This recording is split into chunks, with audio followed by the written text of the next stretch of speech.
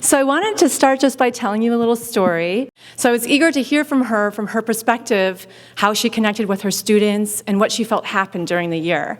And she said to me, well, maybe the best way to tell you that story is to show you this stack of thank you letters I got. The PTO had a letter writing drive to show appreciation for teachers, and these are the letters that I received from my students.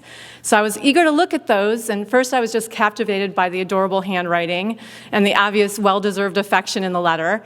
But because I'm really invested in play and have been since I was a play therapist at the beginning of my career and now as the director of a Nature Play and Discovery Center, I had my eyes open to some of the language in the letter that spoke to play. And I kept seeing in the letters over and over again the word fun and funny. And then I noticed some other words too: creative, ideas, imagination.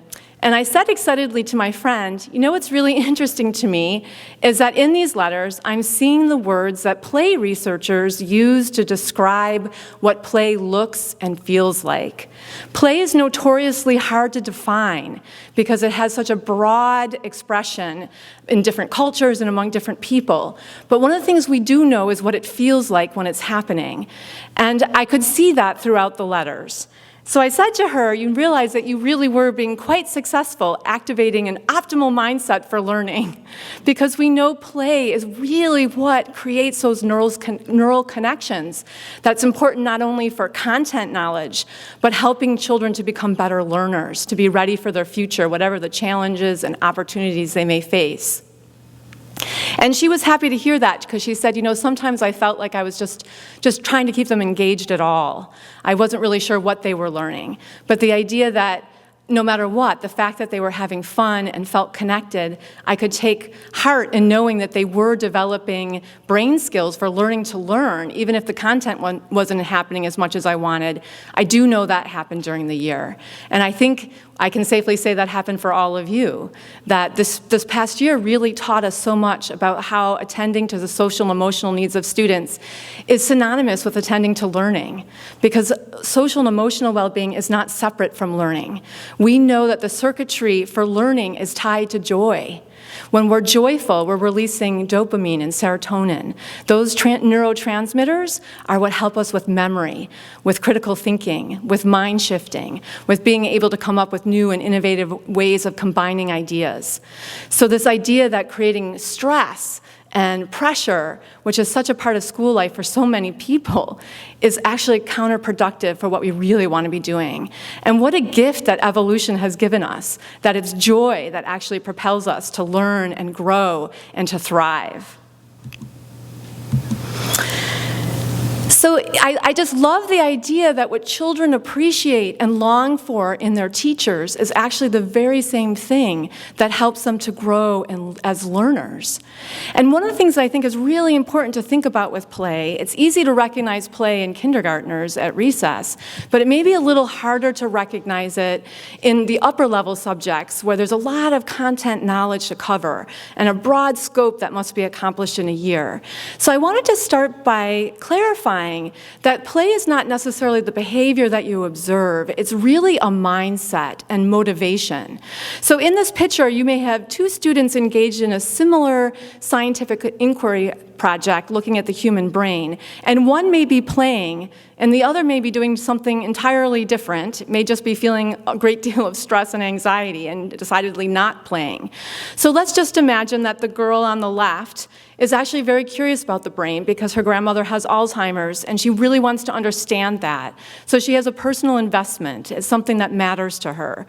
She's also throughout her life really loved anything that was a model that she could put her hands on and take apart and see from the inside. So she is approaching this brain inquiry station with a sense of wonder and excitement and personal meaning. The other child may be just concerned about meeting the teacher's expectations and feeling a little confused about the directions. Maybe there's some things in her home life that's making it hard for her to feel any joy at all. So both kids, same situation, one is playing and the other isn't. So if we can understand that play is more an approach, and that actually we can bring playfulness to almost everything to some degree. It's not an all or nothing thing. There are some activities that's a little bit harder to invest play energy into it. But I think this is worth the challenge, to try to figure out how can we bring the qualities of play. And during my time with you today, we're going to be really taking a dive into what researchers have found are the qualities of play.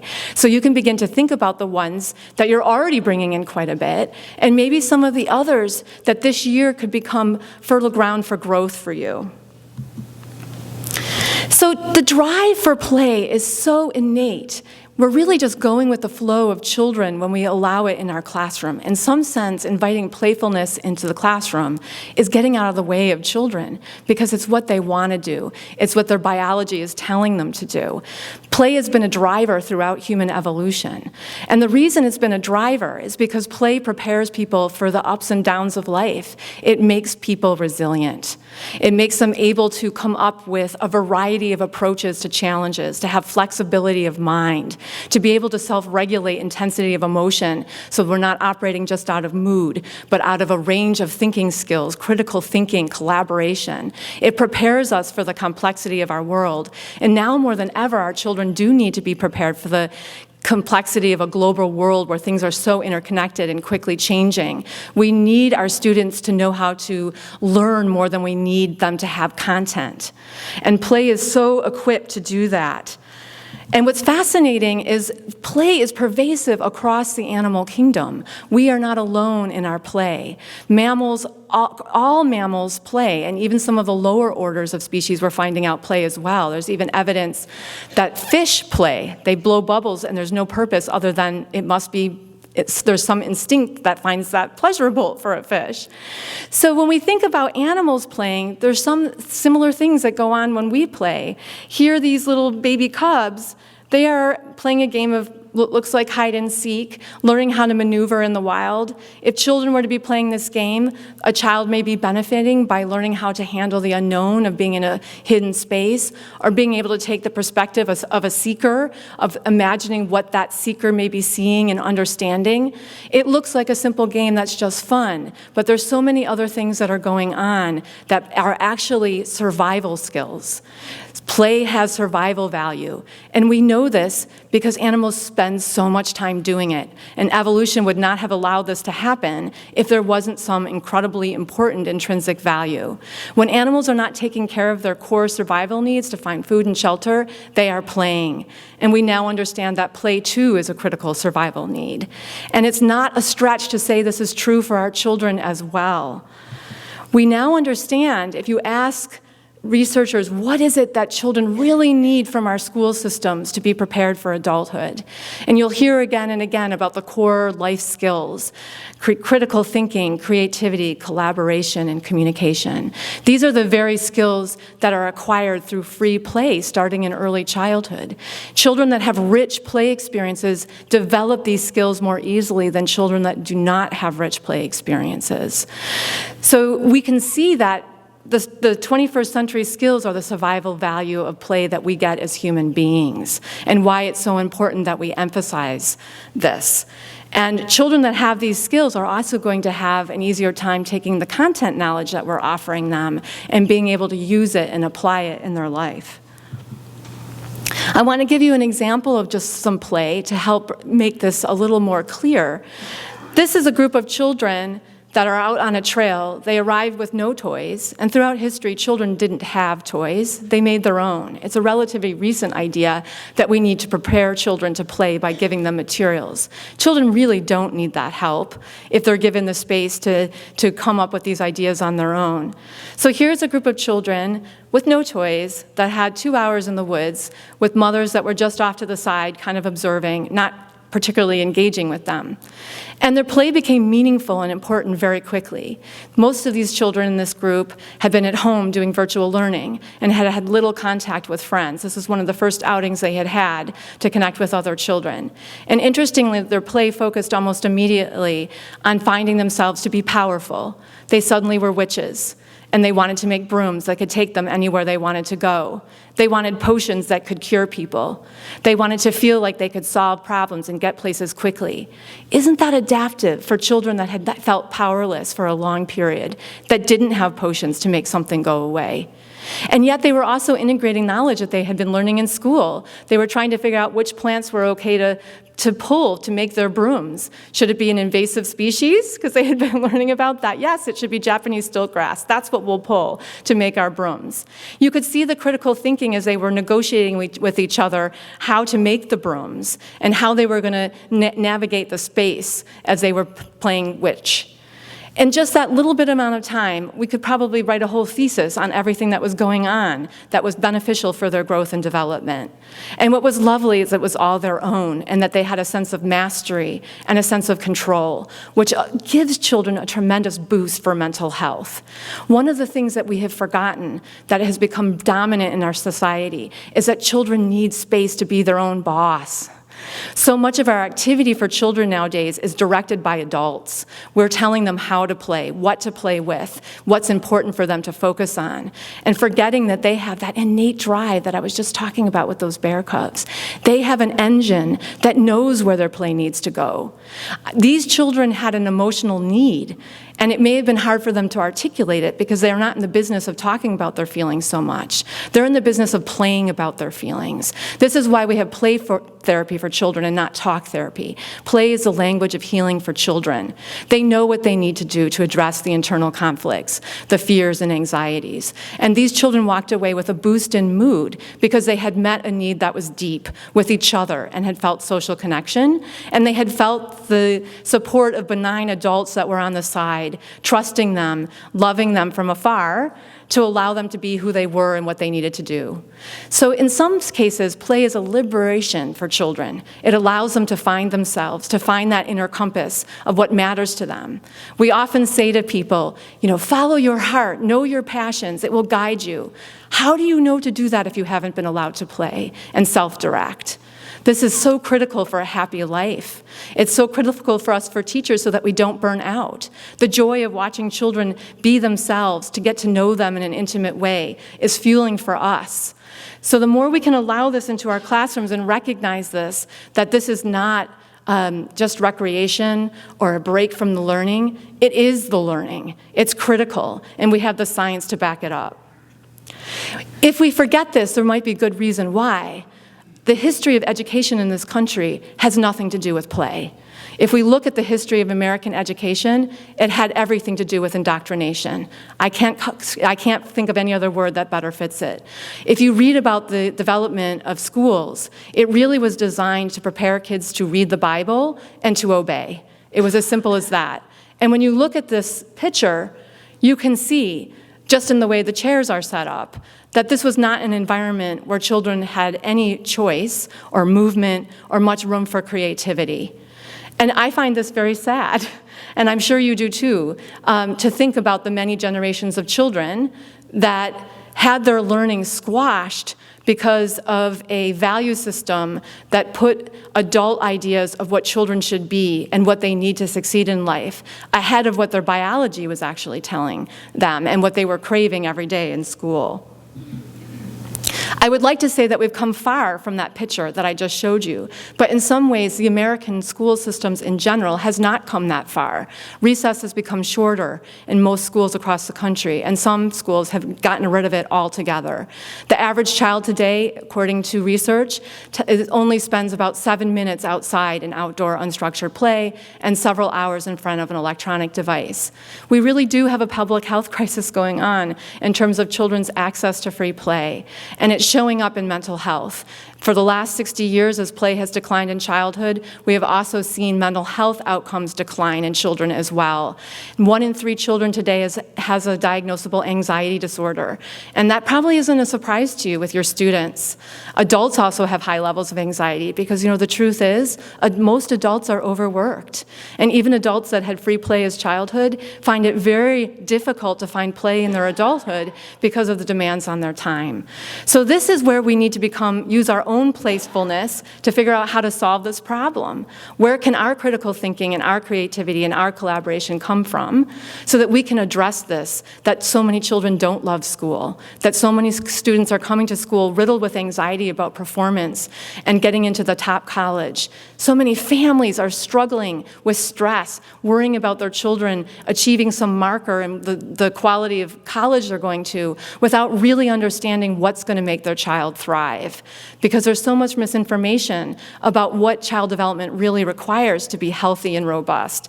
And it could be incredibly good news to find out your child has what they need. They have the innate drive to play, and we need to make space for that as a family and for our children.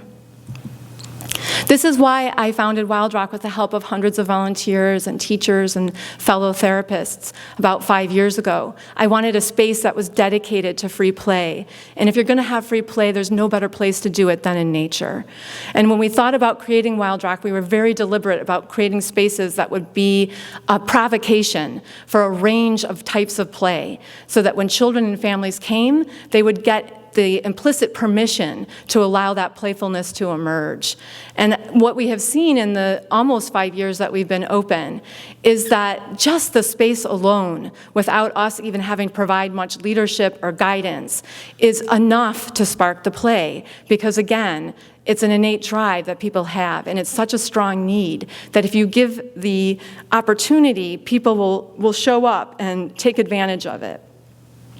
And after running the Playscape for about a year, we heard from teachers, we love coming here. We see a different side of our students when we're here. We see kids that have so many behavioral problems at school, but that when they get here, they're really shining and they look so happy. We want to have this kind of play at school, but some of our spaces are not particularly inviting. There's not much happening in those spaces. What can we do?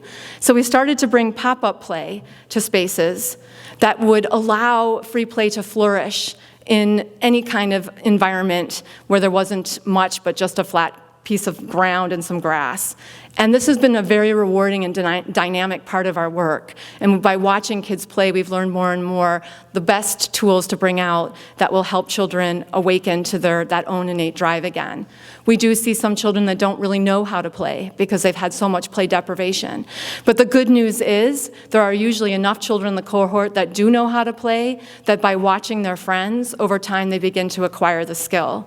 So I have been pleasantly surprised at some of the children that come to us that we're most concerned about. There can be a really rapid progression in getting back to the high quality, rich, collaborative, communicative play that we know is supporting learning. And that gives me a lot of hope that we don't have to do a lot. The interventions that Wild Rock does are cheap. We show up with just $200 worth of toys and put it out.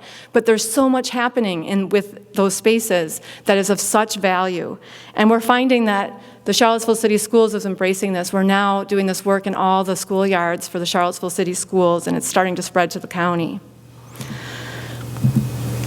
The toys that we choose are deliberately open-ended, and we never give any kind of advice about what it should be. And it never fails to amaze me how children create play that when you watch it, you can really get a window onto what's going on for them. As we were talking about COVID, this was play that just happened this summer. Here was a group of children that decided to make a housing complex where they could all live together and see each other. Again, what a beautiful theme for children that hadn't seen each other much. And how much the children seem to enjoy creating a sense of order and routine in their play, since so much had been disrupted. They had lost so much of the routines that were familiar and gave them a sense of safety. And you could see their little bodies relaxing and easing and finding a sense of joy again through play.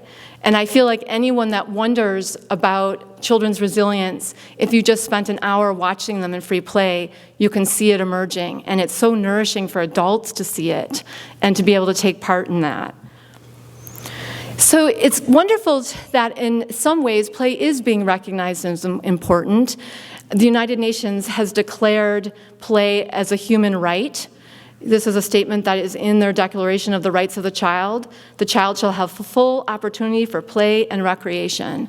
And this is highly justified because we now understand that access to quality play experiences is actually a social determinant of health, not unlike having access to medical care or good education or quality housing. If someone has good access to play, it will actually impact their health and well-being long into the future. So we are addressing equity issues when we work to make sure that all children have access to play in the same way we want to work to make sure that all children have adequate nutrition and housing and health care. One of the starkest ways we can know about its importance and that it's a basic right is to look at people that are incarcerated for violent crime. Steward Brown, who is a play researcher and a thought leader in the play movement, studied thousands of men prisoners that were in prison for violent crime, and he, at that time, was not a play researcher. He was just beginning his career, and what he found is what launched him into his fascination and commitment to studying play. He found that in the play histories of many of the people incarcerated for homicide, that there was a clear pattern of play suppression. They were raised in environments where there were authoritarian adults that actually made it impossible for them to play, that they were punished for play behavior, or they were in such unsafe environments and deprived environments that there really was not the space to be able to play. And this really speaks to what happens to the human brain when that innate drive to play is thwarted, because they didn't develop the self-regulation skills, they didn't develop the empathy that comes through play. So they were missing the developmental experiences that would allow them to function in society optimally. So this is the end result. This is the hideousness of play deprivation. So I want to spend some time now really trying to conceptualize what play is, because to have a definition and wording for what it is going to help you to really begin to get creative yourself about how you can make play more central into the work that you're doing. So play, as I said earlier, is difficult to define, but it does seem to be a confluence of factors. So we're going to go through these factors now. And I like describing play because it's actually good news. This is all good stuff. Play is pleasurable. It's joyful. It exists in a non-stress state. It's about relaxation and openness. And this again goes along with those neurotransmitters, dopamine and serotonin, that are released. When play happens, we are open to possibilities and we're open to lots of positive emotion. It's intrinsically motivated. It isn't about pleasing a teacher or finishing a project to get an A. It is about something internal that has a drive to know and understand and to create. It's process-oriented. It's about experimenting and hypothesizing. It allows for failure and for discovery and risk-taking. It's engaged. It's active thinking. It's active trying to understand and to hypothesizing new ideas. It's minds-on thinking and hands-on thinking. It's also non-literal. It doesn't have to be tied to reality or a fixed idea of what's true. It can be open to new ways of seeing things and be highly imaginative. And one thing we know for sure about play is that it's a basic need, not unlike sleep. And like sleep, most of us aren't getting enough of it. So these are the qualities that we want to be thinking about when we think about what we have planned for our students. Would we be able to describe it as pleasurable? Can we see intrinsic motivation in what's happening? Are we emphasizing the process rather than the result? Is it highly engaging? Can we see the wheels turning in our students in ways that's meaningful for them? Is it connecting to their life experience? Are we allowing for the innovation that comes from being non-literal? All of these factors can build a great deal of positive energy in our classrooms.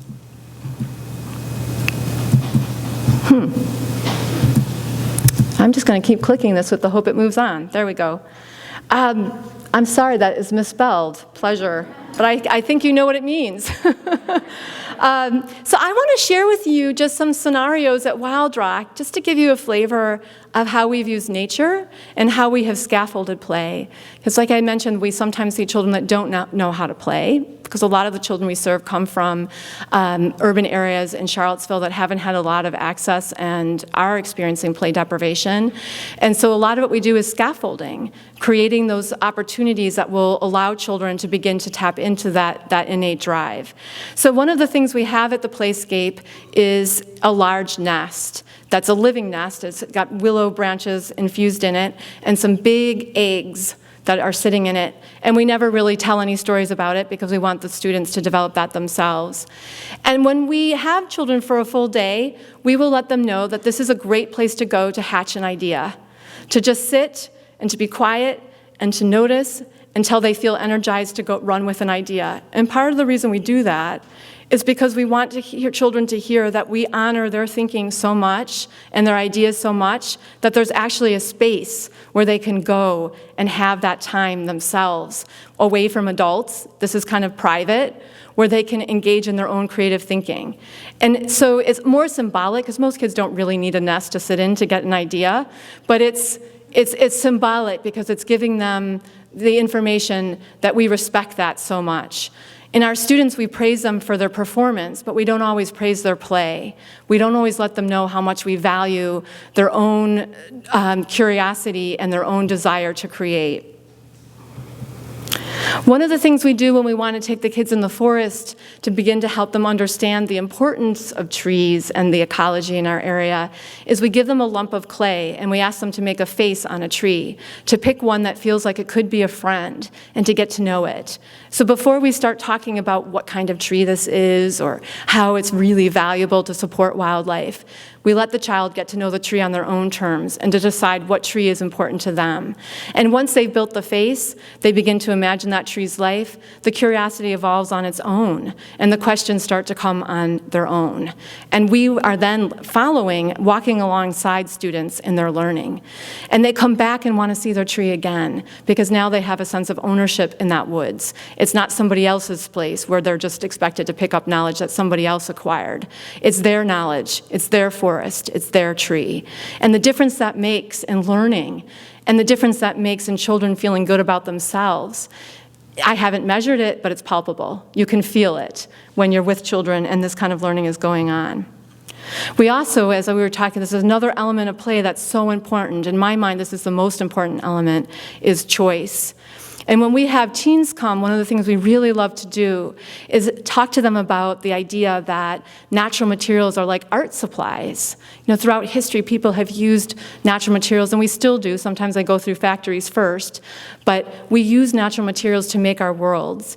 And we invite them to make a world at Wild Rock that's all their own, using the natural materials. So here's a young man that has created a teepee structure, and it has a unique meaning to him. He, at the end, shared with us that this was like creating a giant campfire, that this was a place for people to tell stories, and that he wanted his stories to be held here because this was such a special place.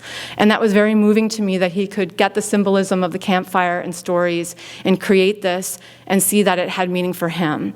And what was also particularly touching to me is many of the kids that were involved in this program and created land art, when it came time for senior pictures, they wanted their senior pictures taken at Wild Rock.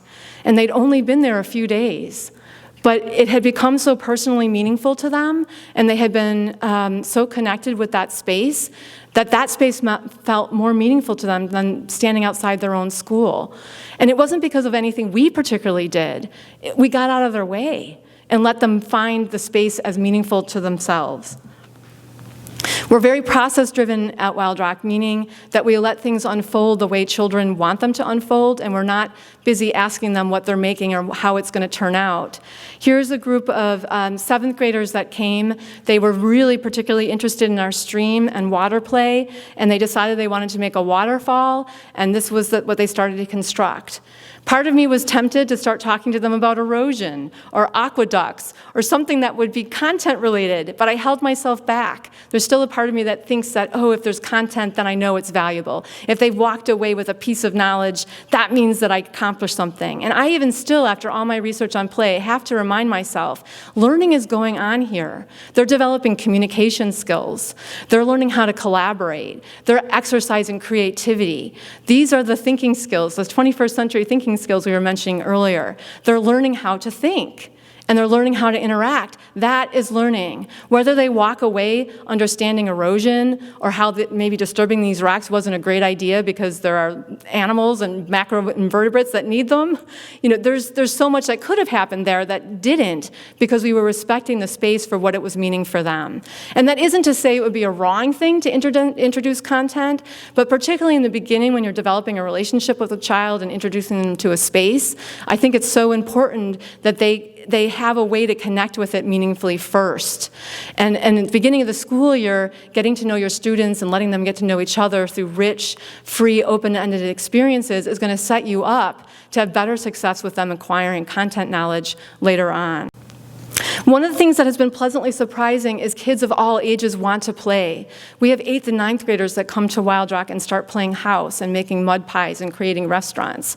And again, what we see is that because it's so engaged and hands-on, that they're bringing in the meaning from their own lives. So many students that we see coming from Charlottesville, eating and serving food is really important culturally. And one of the ways that they can share who they are and what matters to them is by playing out food stories. And we see this again and again.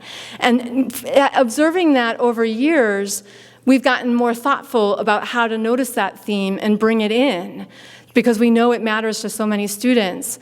That was not on my radar. I didn't grow up in a house where dinner was something that my mom just quickly threw together because we were such busy people, and I'm still like that.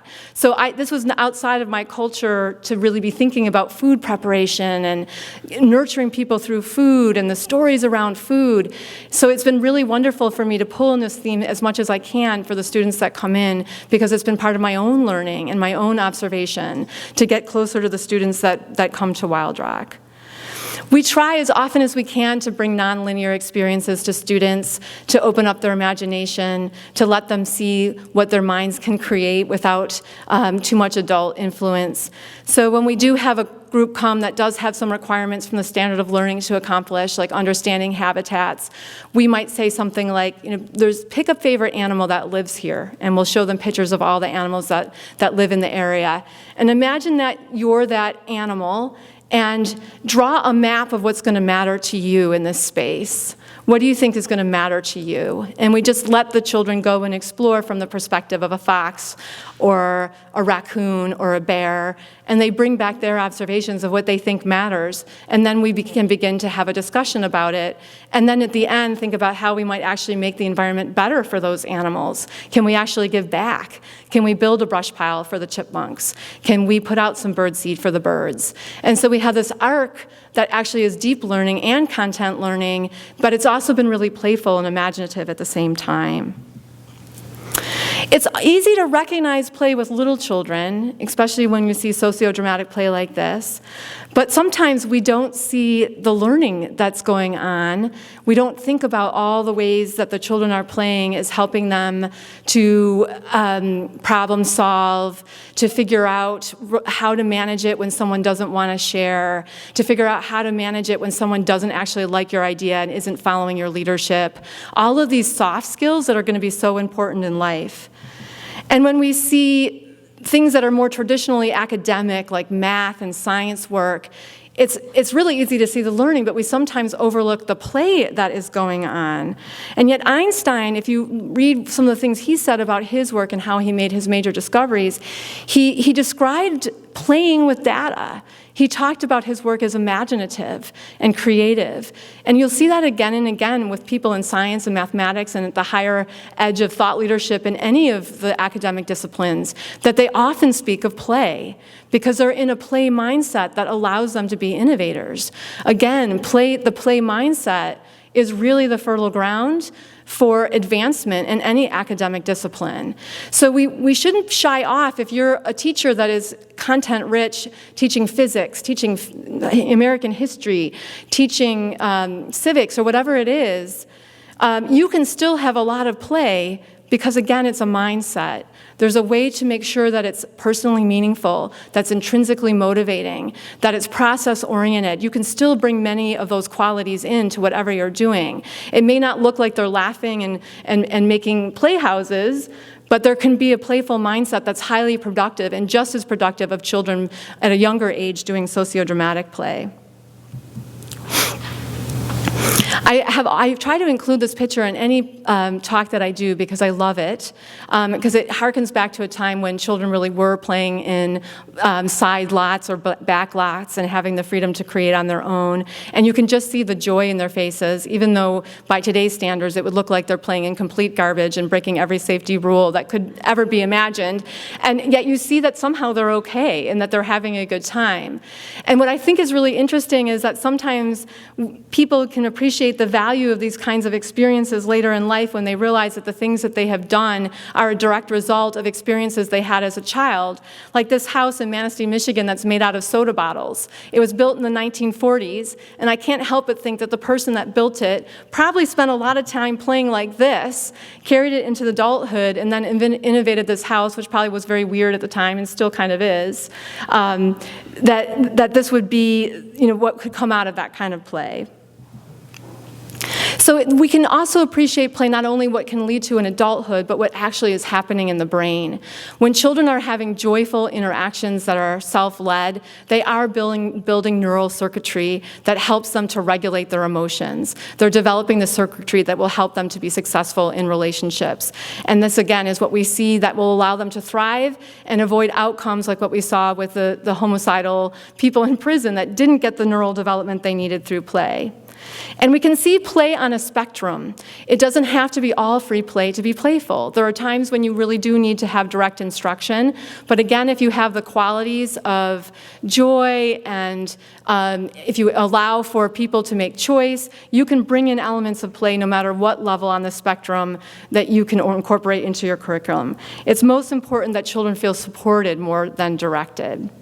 And if you can learn your play type, I think a lot of you have gotten the book by Steward for this year, and in it he describes 8 play types. And you probably have some of all of these, but there may be a couple that are really dominant for you. And I would encourage you to look at them, because it's very validating to see yourself in them first. And it sort of gives you permission to maybe bring it more into the classroom and to play with it, and to also consider the play types you're seeing in your students. Because play is contagious. If you bring play in, you're going to see it spreading to your students. We have that contagion effect at Wild Rock, because my daughter is a very playful person, and sometimes when we're hot and tired and having to pick up things, she's got her animal tail on and pretending to be a raccoon and has us all laughing as we're collecting things. And it's just a reminder how one person bringing in play energy can change a whole scene. And you can be that for your students every day. And I do want to say, in this time of COVID, that play is particularly relevant because we're so wanting to build up our students' resilience, because for so many of them, COVID has been a significant stressor. For some, it's even been a trauma. There have been significant losses for a lot of families through this time period. And it's important to remember that play really is the roots of resilience. It's what allows people to hope, because if you think about hope, hope is being able to see new and multiple pathways to get to a positive outcome. And how do you do that if you haven't been allowed to cultivate creativity, if you haven't been allowed to see agency in yourself, that you are able to get places on your own? This is the resilience that comes from play. So every time you're playing, you're giving kids more for their emotional bank to help them go forward. In thinking about your work with your students, I hope that you will consider bringing in choice in spaces, that your space invites choice, that furniture can move, that loose parts are out that can be explored, that there's pictures on the wall that suggest that play is important, that you involve students in the planning. You can tell students, we're going to be studying the water cycle, and there's so many different ways we could explore that. Let's think of ways that we can learn this together. What would most intrigue you? What pathway would be most exciting for you to learn the water cycle? We don't often involve students in curricular development, but they have a lot of good ideas of how they learn best and feel very empowered from the get-go when they're allowed to be part of the formation of what's going to happen in the classroom. We also want to be sure we're making it okay to fail, that we're more interested on the processing side of things rather than the outcome, that we're supporting them and having their own ideas and hypothesizing, even if what they come up with is not ultimately what's going to be the correct answer. Because again, we're wanting to develop that critical thinking over the emphasis on just the content knowledge. And I think we need to think about how we're going to assess our students. Is assessment joyful, an opportunity to show new learning? Is it something that can be expressed with a narrative that can make a student feel proud, to show the ways that they've overcome obstacles? if that's what we're doing something well. If it's about fear, about meeting expectations that feel too high, we're not actually helping children learn. So I wanted to end with this image. This was just a couple days ago. I was at a pool with my daughter, and I felt like this scenario kind of sums up play quite nicely. The bell was rung for adult swim time, and there was a lot of groaning as the kids got out of the pool and reluctance, which I thought spoke beautifully to the innate drive to play and how much children do not want to have that suppressed. And then something magical happened. Suddenly there were a line of adults at the diving board, and one by one they went off the diving board and did spectacular cannonballs, belly flips, and just the water, it looked like the whole pool was going to be displaced with water flying everywhere. And they had not organized this. This was just individual people deciding they were going to jump off the board. And before we knew it all, it was a pretty crowded pool. Everybody was focused on the diving board. Everybody was cheering and screaming and laughing. And suddenly everyone was bonded. The children on the side were no longer complaining. Everyone was riveted by watching these people. And you could see that the people going off the diving board were actually now getting a little playful competitive and wanting to one-up the person before, so the dives were getting even more spectacular and outrageous. And when it was time for the kids to go back in the pool, people were actually a little bit bummed because this was kind of fun. But then we saw the children starting to imitate what they saw. And this was just a reminder to me, like everyone was in a great mood. And it would have been a great time to actually try to teach something because everyone had their dopamine and their serotonin going through. But we also saw this incredible sense of community and togetherness. And we saw that play is for all ages, and it's something that we all understand. So I guess my parting wish for you is that you will take the plunge, that you will actually just dive in, let people see your playfulness, take some risks, be okay with failing yourself, let kids pick up your own playfulness. And just have fun this year as much as you can, because that is what we really need for our learning and for our well-being. So I wish you all well this year. I hope that you had a restful summer so that you can bring all of that playful energy into the classroom. And I so look forward to being with you on this journey this year. So thank you for your attention.